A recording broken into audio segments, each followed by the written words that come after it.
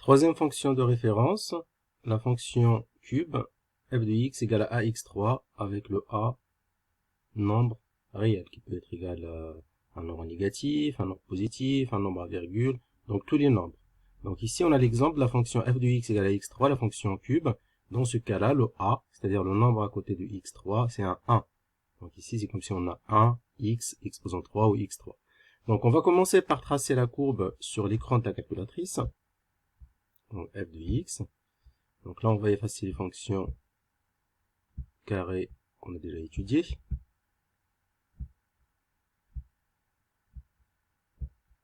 Donc la fonction x exposant 3, x exposant 3, et le graphe pour tracer la courbe. Et qu'est-ce qu'on remarque? On remarque que la courbe est une courbe croissante, donc la fonction est croissante.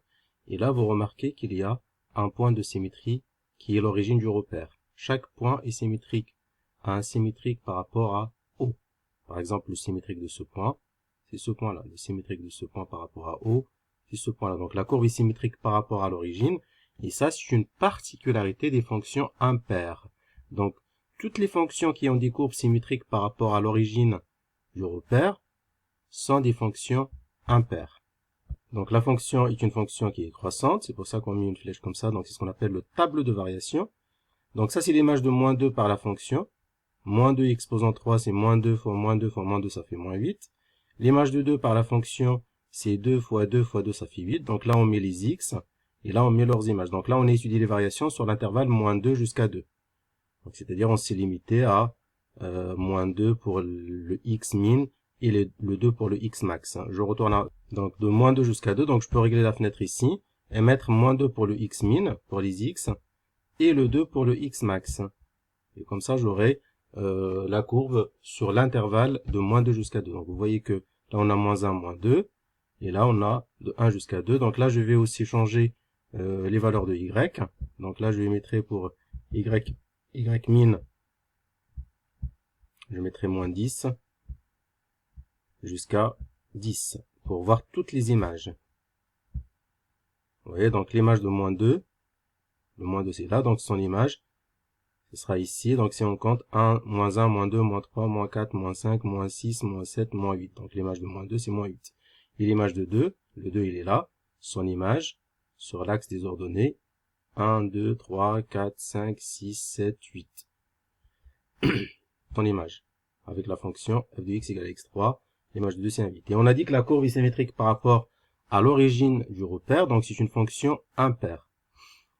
Après, donc compléter le tableau de valeurs avec la calculatrice. Donc comment faire un tableau de valeurs avec la calculatrice? Donc c'est facile. Donc le tableau de valeurs commence par moins 2,5 jusqu'à 2,5. Donc la fonction c'est la fonction x exposant 3. On définit la table en mettant le début de la table, donc seconde, définir table à partir de moins 2,5, et on choisit un pas de 0,5, comme ça on a les x de 0,5 en 0,5, c'est-à-dire on a moins 2,5, moins 2, moins 1,5, etc. Et on aura les images de ces valeurs de x. Donc pour avoir le tableau, donc on fait seconde, table, voilà, et on a l'image de moins 2,5, c'est moins 15,63, l'image de moins 2 égale à moins 8, l'image de moins 1,5, c'est moins 3,375, etc. Donc voilà, donc j'ai complété le tableau. Et à partir de ce tableau, on peut tracer la courbe de la fonction. Donc les valeurs de x, c'est sur l'axe des abscisses, et leurs images, c'est sur l'axe des ordonnées. Par exemple, l'image de moins 2, c'est un moins 8. Vous voyez ici que j'ai mis un point, donc l'image de moins 2, c'est moins 8, donc ça m'a permis d'avoir ce point-là. L'image de moins 1,5, voilà, l'image de moins 1, et en reliant les points, on obtient la courbe de la fonction cube, et c'est une fonction croissante, symétrique par rapport à l'origine du repère. Donc la fonction est une fonction impaire comme on a dit. Donc si dans ce cas-là, le a à côté de x3, c'est un nombre positif, c'est un 1. Donc vous remarquez ici que la fonction est croissante. Donc maintenant, si je mets un nombre négatif devant le x3, genre moins 2x3 ou moins 3x3, etc. Donc là, la fonction x3 est croissante. Donc là, je vais choisir une autre fonction avec un a négatif devant le x, exposant 3. Voilà. Graphe. Vous voyez que la fonction est décroissante. Donc si le a est positif, c'est le cas de la première fonction, donc la fonction est croissante. Si le a est négatif, c'est le cas de cet exemple-là, la fonction est décroissante. Voilà, donc si a est positif, fonction croissante. Si le a est négatif, la fonction est décroissante. Maintenant, donc, on va passer à une autre fonction de référence, ce qu'on appelle la fonction racine carrée de x. Donc, racine carrée de x. Donc, quelles sont les valeurs de x impossibles? Donc, normalement, donc, racine carrée de x, on le voit ici. Donc, si je calcule, par exemple, racine carrée de moins 2, imaginons. Vous voyez que la calculatrice va faire erreur. Si je calcule racine carrée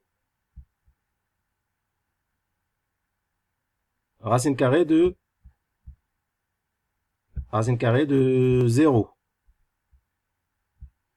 Ça me donnera 0. Donc ça c'est possible. Racine carrée de 3, par exemple.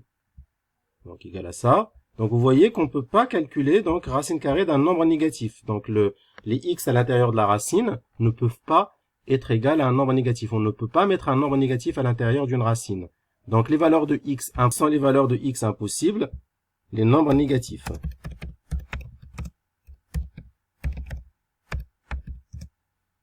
X doit être positif.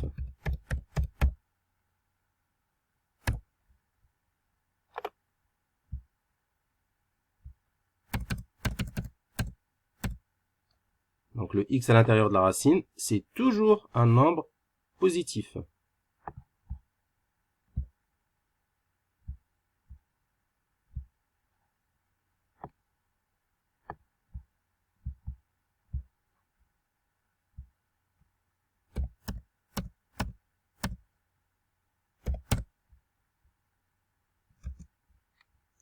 Après, donc, on remarque que la courbe, c'est une courbe qui est croissante. On va le voir sur l'écran de la calculatrice aussi.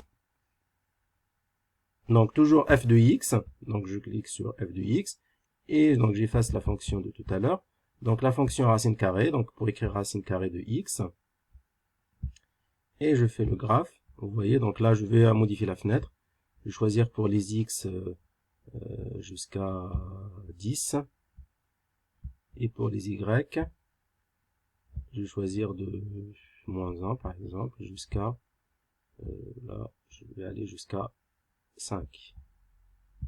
Et voilà, donc vous voyez que la courbe est croissante et en plus les valeurs de x négatives n'ont pas d'image. Donc le x à l'intérieur de la racine ne peut pas être égal à un nombre négatif.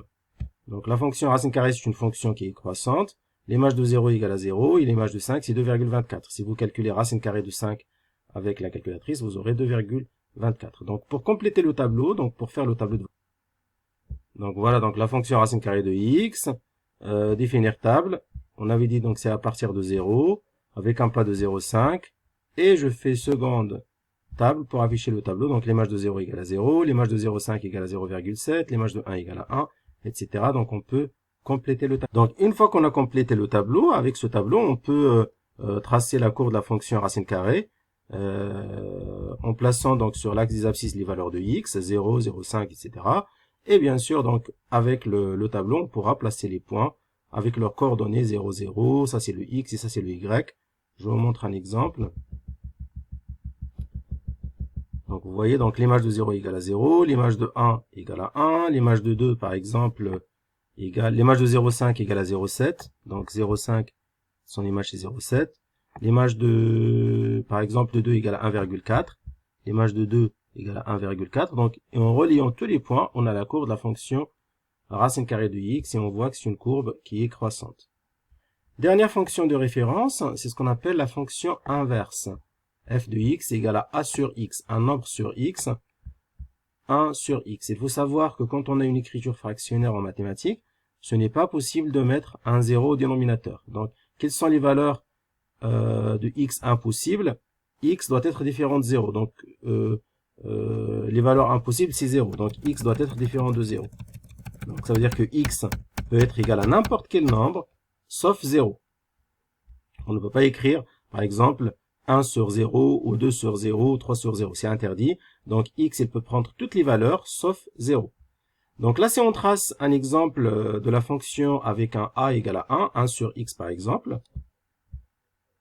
Donc 1 sur x par exemple, j'ai remplacé a par 1 dans ce cas. 1 sur x. Donc là, si je fais la courbe, donc là, je vais changer la fenêtre. Moi, je vais mettre de moins 10 jusqu'à 10 pour les x. Ok.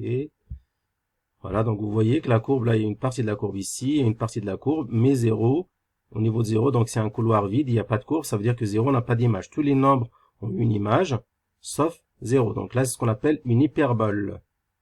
C'est pas une parabole, comme pour la fonction carrée, donc ça, c'est une hyperbole. Et on voit qu'elle est décroissante, et comme 0 n'a pas d'image, donc on va mettre une double barre pour dire que 0 n'a pas d'image, fonction décroissante et fonction décroissante.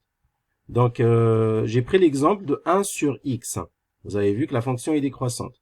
Si je prends un nombre négatif ici à la place de 1, comme dans le premier exemple, 1 sur x, qui m'a donné une fonction décroissante, là, si je prends un nombre négatif,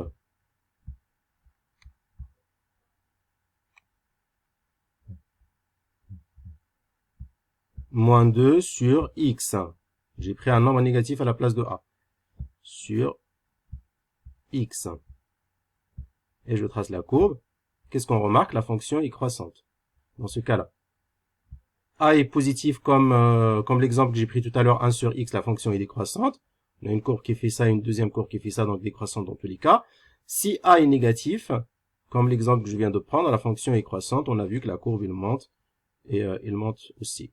Et vu que la courbe est symétrique par rapport à l'origine du repère, comme on a vu sur l'écran de la calculatrice, il y a une symétrie par rapport à l'origine, là. Donc, la fonction est impaire. Donc, la fonction carré, plutôt la fonction inverse, c'est une fonction impaire. Et on a fait l'exemple de 1 sur x, on l'a vu tout à l'heure, donc décroissante. Et pour faire le tableau de valeur, pareil. Donc le tableau commence par moins 3 jusqu'à 3. Donc là, on début table donc de moins 3 avec un pas de 0,5. Et je fais seconde table. Donc l'image de moins 3, c'est 0,66, l'image de moins 2,5, etc. Donc on reporte les valeurs sur... Donc voilà, donc j'ai complété mon tableau. Et avec le tableau, on peut tracer la courbe de la fonction inverse. L'image de moins 2, par exemple, c'est moins 0,5. Vous voyez, donc l'image de moins 2, c'est moins 0,5. Ça m'a donné ce point-là. L'image de moins 1, c'est moins 1. L'image de 1 égale à 1. L'image de 4, là, je ne suis pas allé jusqu'à 4 dans mon tableau, mais on peut. Et en reliant les points, on a les courbes, ou la courbe de la fonction inverse, qui est symétrique par rapport à l'origine du repère.